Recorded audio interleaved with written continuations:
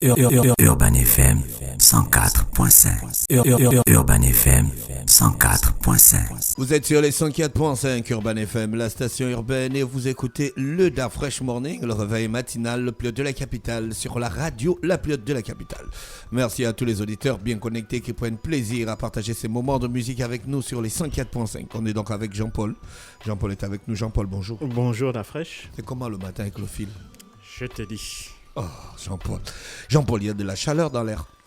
On parlera de quoi ce matin? Le ballon d'or de Messi ou bien l'indépendance des barbares? C'est une arnaque. Pourquoi c'est une arnaque? C'est une arnaque. Donc il y a des gens qui se réunissent Non, pour c'est-à-dire arnaquer. que le problème avec... et je suis d'avis avec certains des experts qui ont regretté le choix de Lionel Messi, c'est-à-dire qu'on s'est limité sur les statistiques et non pas sur véritablement l'influence que Messi a eue dans ses Est-ce qu'on peut équipes. mesurer l'influence et alors qu'on peut mesurer les statistiques? Oui, ça se mesure. Non, Oui, Jean-Paul, les on peut statistiques, mesurer, c'est plus on peut- sûr on que peut- l'influence. non. Les statistiques, ce sont des Regarde, chiffres. il a exactement les mêmes statistiques qu'il avait en 2009, l'année où il a eu son premier ballon d'or. C'est-à-dire 41 buts, toutes compétitions confondues, et 15 passes décisives. Ah Bon. non, l'année là, il a gagné la Copa América. Oui, mais en 2009, il a fait le triplé aussi. Championnat, Coupe, Ligue des Champions. Donc tu vois que si on se limite à ça, et en 2009, il était dans une équipe qui était beaucoup plus flamboyante que celle dans laquelle il était cette année. Donc tu vois que si on se base uniquement sur les statistiques, vraiment, c'est pas intéressant. Et si on regarde, donc j'ai dit, cette année, il n'a eu que la Copa América.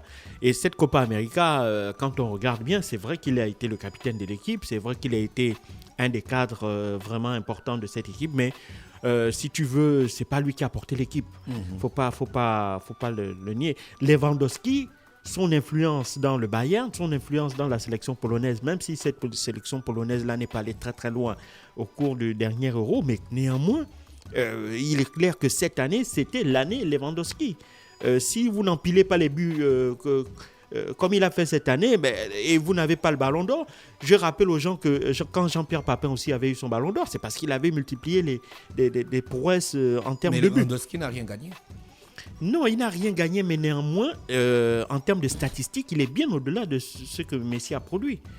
Tu vois, et son influence, quand Lewandowski est là, le Bayern a un autre visage. Et quand il n'est pas là, ça se ressent aussi. C'est un peu sur de ce point de vue. Et on estimait que Messi l'avait déjà eu à 6 reprises. Donc, ce qui aurait été, à mon sens, et c'est exactement ce que disent beaucoup d'observateurs, même si nous ne sommes pas des experts, mais nous sommes quand même passionnés aussi par ce sport-là, c'est qu'il fallait récompenser... Vous voulez qu'on récompense votre passion, en fait? Non, on récompense, si tu veux, la fréquence au haut niveau, en termes d'efforts, en termes de statistiques. Tu comprends? Donc, on récompense un travail, non pas d'une saison, mais sur 4-5 saisons, je pense. Voilà. Jean-Paul, les Barbades ont mis fin à la relation avec l'Angleterre. Ils sont désormais indépendants. Bon, en fait, ils ont demandé l'indépendance. Non, ça a été célébré hier. Ça a été célébré cette nuit. Non, est-ce que l'Angleterre a accepté cette indépendance-là? Je ne sais pas. Mais néanmoins, c'est vrai qu'aujourd'hui, si les Barbares demandent l'indépendance, c'est qu'ils ont certainement des raisons. Ils font partie du Royaume-Uni, c'est-à-dire des pays qui reconnaissent l'autorité de la couronne. Reine. Mais ça ne veut pas dire que les relations seront rompues. Il y aura toujours une très forte influence de la part de la couronne britannique. Mais il faut aussi comprendre que les Barbades étaient considérés comme étant une espèce de paradis fiscal dans lequel les gens allaient cacher de l'argent, ou si tu veux, le Royaume-Uni allait un peu cacher de l'argent. Et puis donc, pour une question de transparence, et aussi pour essayer de mettre un terme à cette mauvaise image-là, je pense que les ressortissants de cette île ont eu parfaitement raison de demander leur indépendance. Il y a des pays qui sont bien plus petits que la Barbade et qui sont indépendants. Vous prenez les îles Salomon, vous prenez la Micronésie, vous prenez les Seychelles. Ce sont de petits territoires qui ont leur indépendance, qui jouissent de leur totale liberté. Donc, pour moi, c'est une excellente chose. Jean-Paul, on parle de quoi ce matin? Alors, ce matin, on va revenir sur les négociations sur le nucléaire iranien qui ont repris hier après 6 mois d'interruption. Il faut savoir qu'en 2015, après 12 années de négociations, avait été signé à Vienne en Autriche ce qu'on appelait le plan global d'accord commun. Ce plan global était en fait constitué de 3 grands axes, si on peut dire, sur ce nucléaire iranien. Le premier, c'était la limitation du programme iranien pendant au moins une décennie, c'est-à-dire qu'il n'y allait pas avoir une extension de ce programme-là. La deuxième, c'était une levée progressive des sanctions économiques auxquelles l'Iran est confronté depuis la révolution islamique de 1979. La troisième chose, c'était la mise en place de moyens de contrôle renforcés. Parce que la difficulté qu'il y avait au niveau de l'entente entre les Iraniens et les Occidentaux, c'est sûr aussi le type de contrôle, la fréquence de ce contrôle et les lieux qui devraient faire l'objet de contrôle. Il faut savoir que, pour ceux qui ne connaissent pas, tout vient au début des années 80, lorsque l'Iran a décidé, en toute souveraineté, de se doter d'un programme nucléaire civil. D'accord ? C'est-à-dire qu'ils décident, ils veulent aussi bénéficier de cette technologie, c'est-à-dire produire de l'électricité à partir d'uranium. C'est ça le principe de la production de l'énergie nucléaire. Et donc, ils avaient commencé à lancer un programme, mais il s'avère que certains voisins de l'Iran, en l'occurrence Israël, et les Occidentaux, donc en tête desquels les États-Unis, accusent régulièrement l'Iran de vouloir mettre en place derrière ce programme nucléaire civil, en fait, un programme nucléaire militaire, c'est-à-dire un programme qui vise à fabriquer la bombe atomique. Pour ceux qui ne le savent pas, le plutonium qui est de l'uranium militaire, c'est de l'uranium qui est enrichi à plus de 80%. Et donc, en deçà de 80%, on considère que ce n'est pas de l'uranium militaire, mais c'est de l'uranium hautement militaire. Et en dessous de 20%, c'est de l'uranium civil. C'est en général l'uranium que l'on utilise dans les centrales pour fabriquer de l'électricité. Et donc, pendant de longues années, il y a eu donc des tensions entre Téhéran et Washington et Tel Aviv, parce que, évidemment, Israéliens et Américains accusaient les Iraniens de vouloir se doter d'un programme nucléaire militaire, exactement comme l'a fait la Corée du Nord. Et pour les Israéliens, l'Iran étant la principale menace à son intégrité territoriale, ils voyaient d'un très mauvais œil le fait que le pire ennemi d'Israël dans la sous-région, dans la région du Moyen-Orient, puisse être doté de l'arme nucléaire. Et donc il s'agissait de tout mettre en œuvre pour empêcher Téhéran de se doter de l'arme nucléaire. D'autant plus que Téhéran n'est pas signataire de l'accord de non-prolifération atomique, c'est-à-dire ce traité-là qui limite l'accès justement au nucléaire, parce qu'évidemment, on veut empêcher que trop de pays puissent se doter de cette arme dont les effets destructeurs ne sont plus à démontrer, puisqu'il suffit de se rappeler des effets sur Hiroshima et Nagasaki pour se rendre compte de la dangerosité, de l'extrême dangerosité d'une telle arme. Et donc, des négociations avaient donc abouti après 12 années, en 2015, et ces négociations-là avaient ouvert d'énormes espoirs, aussi bien pour les Occidentaux que pour les Iraniens. Pourquoi ? Parce que il faut savoir que depuis 1979 que l'on a mis en place cet embargo contre l'Iran, embargo économique, principalement de la part des États-Unis, ça n'a pas fait vaciller le régime iranien. Ce sont toujours les ayatollahs qui sont au pouvoir, et ceux qui payent le prix fort de cet embargo-là, c'est la jeunesse, c'est la population iranienne. Et puis la deuxième chose, ça n'empêche pas certains pays de contourner allègrement cet embargo-là. On sait aujourd'hui que la Chine ou l'Inde achètent allègrement du pétrole en Iran, et donc sans que cela puisse susciter des sanctions de la part des États-Unis vers la Chine ou vers l'Inde pour cela. Donc il y a une espèce d'hypocrisie qui fait que aujourd'hui, on a un régime dont on sait que la principale arme dont se targuent les Occidentaux pour essayer de faire fléchir ce régime-là, c'est la sanction économique. Elle n'est pas efficace.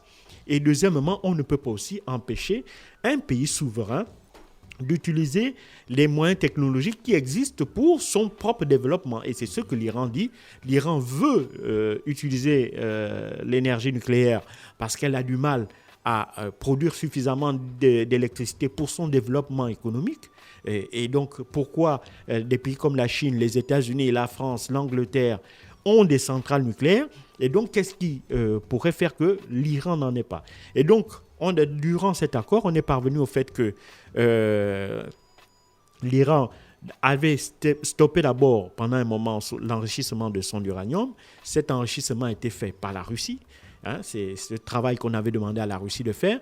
Et cela avait permis de lancer officiellement la première centrale nucléaire iranienne. C'était aux alentours de 2013. Et donc, dans cet accord, évidemment, qui avait suscité beaucoup d'espoir en 2015, qui avait été signé par l'administration Obama, malheureusement sera vite mis de côté par son successeur, en l'occurrence Donald Trump. Celui-ci va décider en 2018 de se retirer de l'accord du nucléaire iranien et de remettre les sanctions économiques qui avaient été partiellement levées sous Barack Obama. Donc, cette espèce de rétropédalage de la part des Américains va susciter l'ire des autorités iraniennes et faire qu'elles vont décider de ne plus, elles aussi, se sentir obligées de respecter l'accord qu'elles avaient signé en 2015. Et donc, depuis là, ils avaient donc décidé de reprendre le processus d'enrichissement de leur uranium. Et éventuellement, les Israéliens aussi les soupçonnent derrière d'avoir repris également le processus de production de plutonium, donc de l'uranium militaire, celui qui sert à fabriquer la bombe atomique.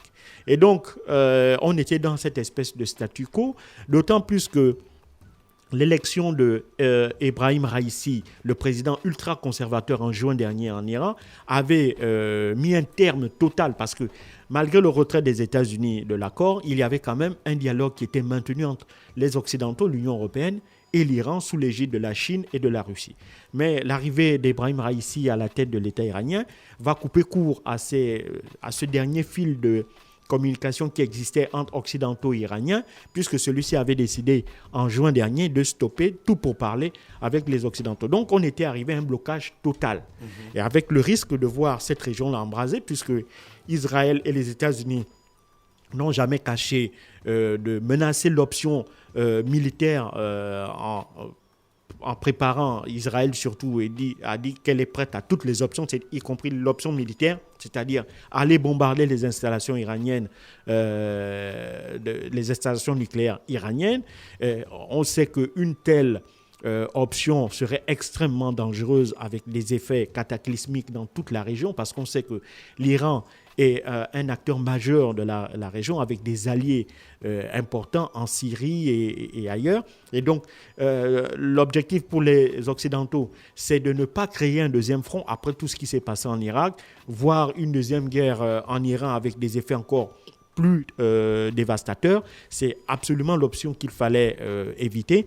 Et c'est la raison pour laquelle les Occidentaux sont parvenus à convaincre les Iraniens de revenir à la table des discussions. Et donc, dans ce qui s'est ouvert comme pourparlers hier, il ne s'agit pas en réalité d'une reprise à proprement parler des négociations. Non, il s'agit en fait d'une reprise de contact en vue de déjà essayer de tâter le pouls, comme on dit, aussi bien de la nouvelle administration iranienne d'un côté que de la nouvelle administration israélienne et américaine. Même si Israéliens et Américains ne participent pas directement à ces pourparlers, mais on sait qu'ils y participent de manière dérobée par l'entremise des par les pays européens, par l'entremise de l'Union européenne, donc la France et l'Angleterre en tête.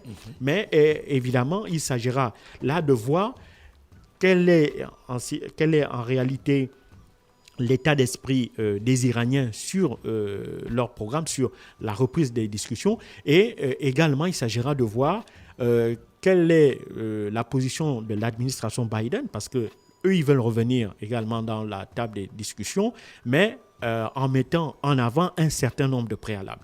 Donc, il s'agit dans un premier temps d'une prise de contact entre ces deux parties, qui avaient totalement rompu les discussions depuis juin dernier.